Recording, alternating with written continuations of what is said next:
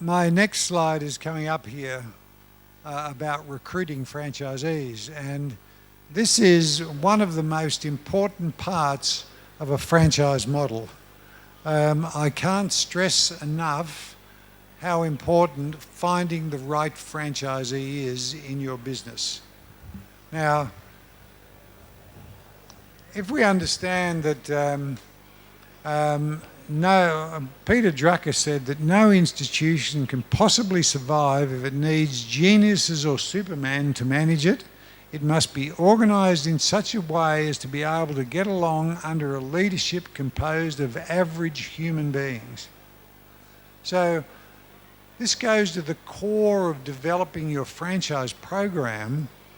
Your business needs to be able to be run by ordinary, everyday, garden variety type people, not superstars, and your systems and processes and your marketing and your branding and your website and your product and your method of doing business is the thing that people are buying a franchise from you and you're granting a franchise for.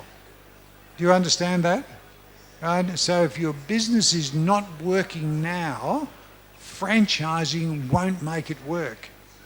You'll actually be just reproducing a bad business 2, 3, 4, 5 or 10 times until finally the message will get out that nobody can make money in your franchise and the franchise will simply stagnate and die. So it's critical you start with a business model that works, but it can work for people, average people, who have an aspiration and a fire in their belly. And the vast majority of the millions of franchisees around the world did not have any business skill before they got into their franchise, because the franchise teaches them how to turn a product or service into profit. So let's get started. The greatest challenge facing all businesses today is finding, engaging, and retaining dedicated ambassadors for their brand. How many people in India who employ people find employing people a problem? Right? And how long on average do your staff stay with you? 2 years? 8 to 10 years? Here's an employer of choice here. 8 months. You see, we all complain about people, right? And I see some franchisors complaining about franchisees. But I want to ask you this. Who hired the person and who trained the person? Don't blame the person if he wants to leave. Who manages the person? You see? Part of the secret of this gentleman at the back here is he takes care of his people and they want to stay, right? So we've got to look at ourselves and not blame the individuals. And this is the point I make about franchising and franchisees. We often hear franchisors complaining about franchisees. We need to be able to communicate with that franchisee to understand what the problem is. But I start with this. Who started the business? And if it's your business, who developed the systems for it? And if it's your business system, who recruited the franchisee? Who interviewed him or her? Who screened them? Right? Who inducted them? Who trained them? Who granted the franchise to them? And who manages them? So if you control this whole process, then I have what I call Young's first law of franchising, and it's worthwhile writing it down. Young's first law of franchising. The franchisor gets the franchisees they deserve. Okay? So understanding that you have it in your power, and that power starts with recruiting franchisees, recruiting dedicated ambassadors. The great value of franchising is, unlike an employee, the average life globally of a franchisee in a business is about 6 or 7 years. Right? And so one of the great attractions to franchising is a franchisee will stay with you for a long time. Now, there's a question that was asked of me, well, what about if you train them and then they leave and compete with you? Now that might be a worry, but think about this. What about if you didn't train them and they stayed with you? That would be terrible, wouldn't it? And it is terrible. So I think that whether you're opening an emerging brand or opening greenfield sites or an established system looking to drive and consolidate your network, attracting and recruiting the right franchisees to join your network is a critical linchpin between the development and the execution phases of your business. So I want to start and remind you all that the quality of the people you grant franchises to is absolutely critical, and the way in which you induct them and educate them to their business, your business, is critical. There's a question asked down here in the previous session. What's the ROI? If you don't have an answer for that, right, then you need to understand that your franchise owner will go into the business with his own conceptions of what the business is going to do. And if those conceptions are wrong, he will be unhappy. And unhappy franchise owners will never, never make your life good, and they'll never grow your business. So what is your value proposition is an important consideration. So I think the first question I've got is, does your value proposition compete? You have competitors in the market. When you go outside and look in this expo, you see all of these other opportunities. Understand that when these people walk through the door, is any potential franchisees here? Somebody who is looking to buy a franchise? Is anybody here? Right? I would ask you this. Did you come here specifically to buy an ice cream franchise or specifically to buy a fitness franchise? Right? Well, you're like every potential franchisee. When you wake up in the morning and decide that you want to get into business, I sometimes call it an entrepreneurial seizure, right? When you wake up and decide to get into the business, you don't decide that I want to get into the donut business, or I want to get into the education business, or I want to get into the hairdressing business. You decide that you want to get into business, and then you start your search. And one of the first things you think about is, gee, how much money have I got, or how much money can I get? Now, you might have $100,000, you might have $50,000, you might have $10,000, you might have $1 million. That will dictate the strata of opportunity that you'll start to look at.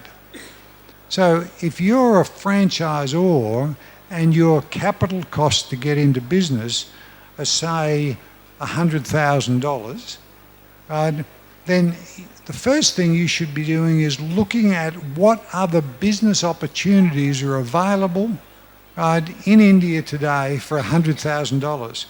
Because this gentleman here, once he's worked out that he can get $100,000, is going to shop the market looking for the best business for him at $100,000. So it's very important that you understand how your business competes with other players in the market and what your value proposition is. And you're competing with thousands of franchise networks that are on offer in any business. And I encourage people, if they're recruiting franchisees, to ask the question, what franchises have you looked at? Right? Why were you attracted to them? And what sort of things did you like and not like about those franchises? But I want to give you an understanding of the franchise decision-making process. As you can see here, franchise marketing is becoming more and more competitive. When constructing your value proposition, 60% of the decision-making process is about a proven business system. So you need to explain how your business works. This is how I get customers. This is why customers come to me. This is the look of my location. This is my management information. This is how I manage my business. This is my point of sale system. This is where I get my stock from. So the business system is very, very critical. And 53% are looking for an established and recognised brand. Now you might say, if you've only got 1 or 2 locations, how can I possibly sell a franchise if I haven't got an established or recognised brand? But as you come down to your local area, your business needs to differentiate itself from the others in the street.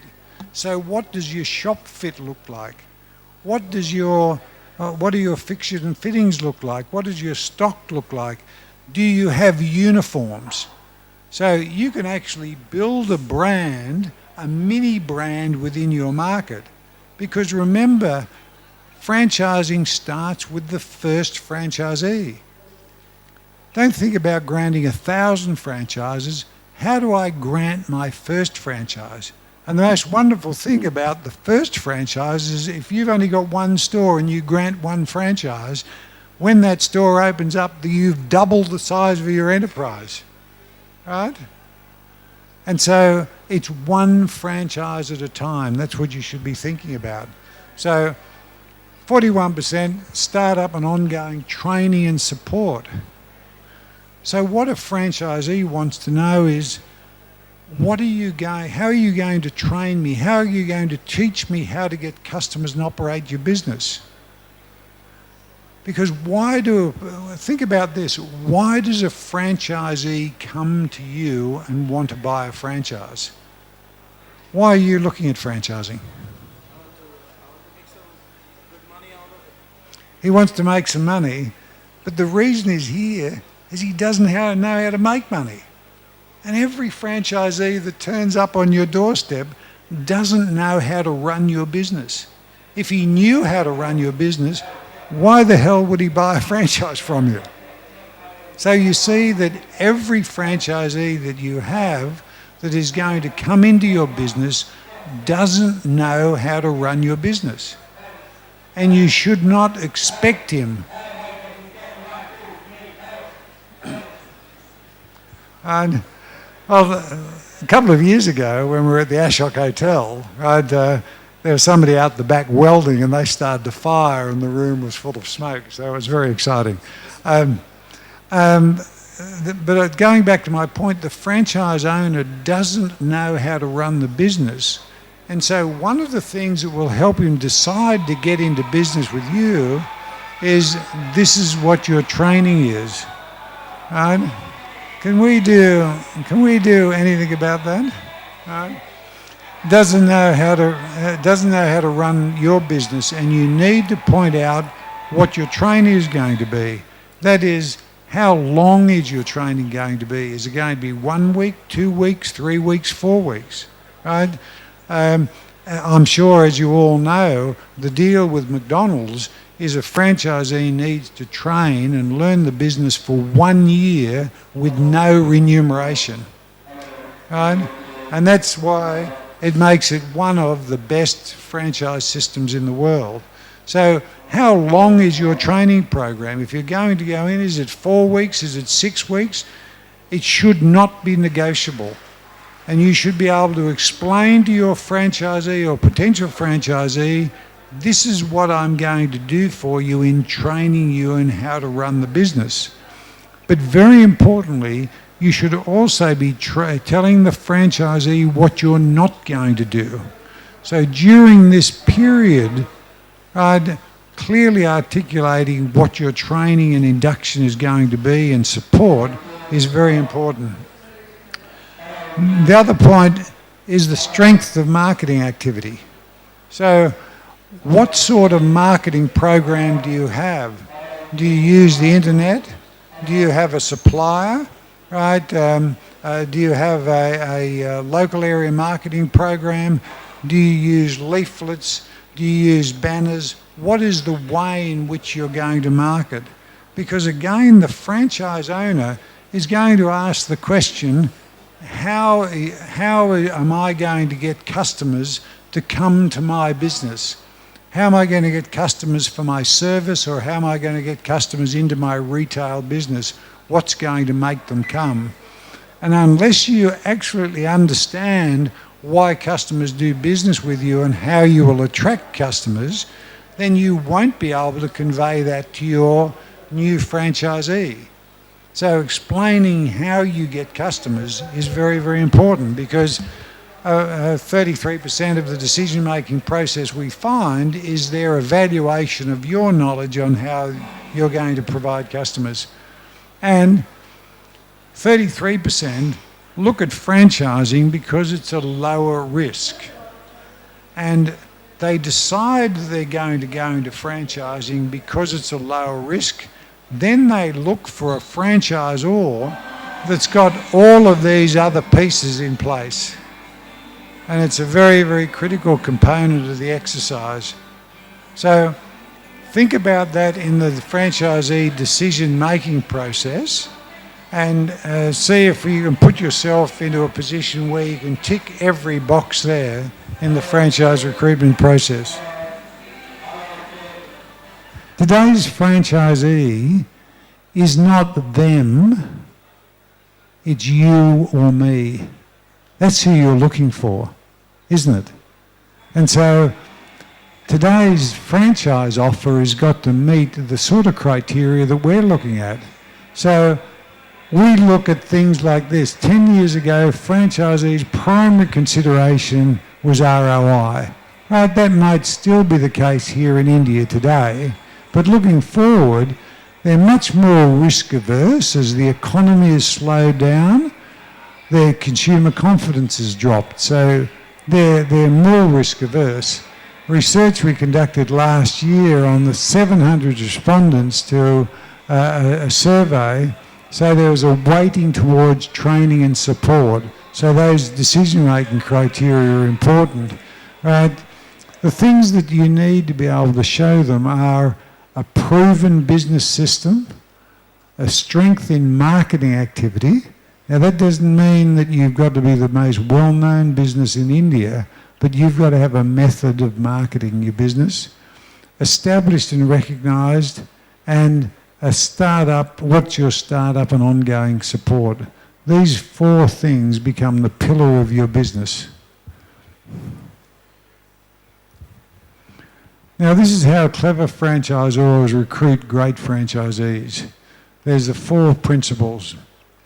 Right, I make the point that a successful franchise is founded on a value proposition that recognises the interconnectedness of the franchisor and the franchisee in building enterprise value for both the franchisor and the franchisee.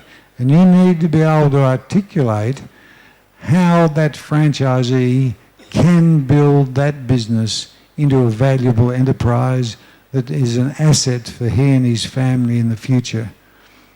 So it's a combination of your products or services, the experience, systems, processes, marketing, know-how and brand, which together constitute their intellectual property.